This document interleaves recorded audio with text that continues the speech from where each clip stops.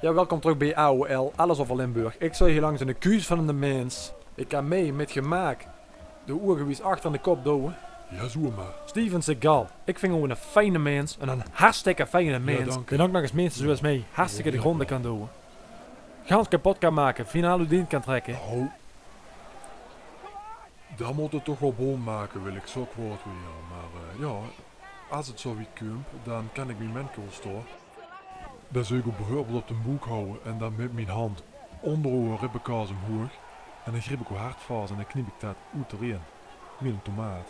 En toen heb ik een steekschub en een kettingzaag. En dan kan ik god weet wat mij aanrichten. Was Jaak?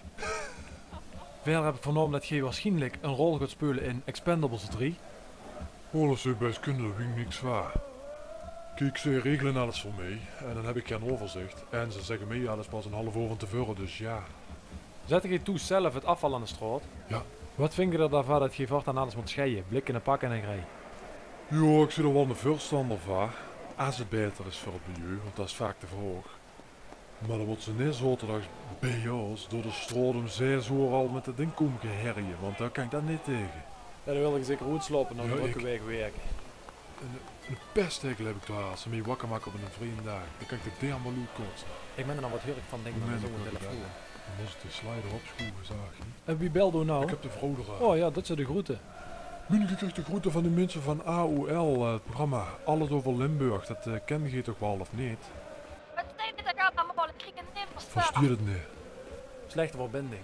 Leroy, nou de gadverdamme eens aan om goed in den hoorn te praten. Maar merk je toch, ik praat goed in den horen. De verbinding is gewoon kloten. Hé, maar heb je van de merken dat groene bekske aan de stroot gezet, hè? Nee, verrek maar. Alles in de vuurkurve en de zwarte kwal en de drift zo de wiegen.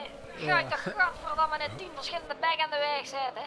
Wat is dit degene Maar eigenlijk? een Ik zit momenteel nog op het voetbalveld. Ik moest met de sniper een paar hooligans aftikken. Ja, dan neem maar een mooie kop mee. Dan hangt hij boven de aarde aan de moer.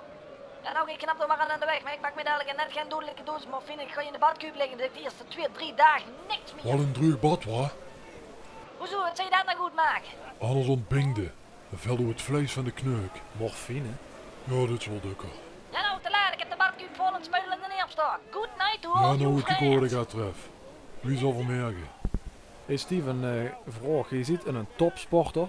Je hebt een 6e graads zwarte band in Aikido. En dat vind ik heel knap. Maar als ik zo zie staan op postuur, dat is nou niet echt het postuur van een echte topsporter.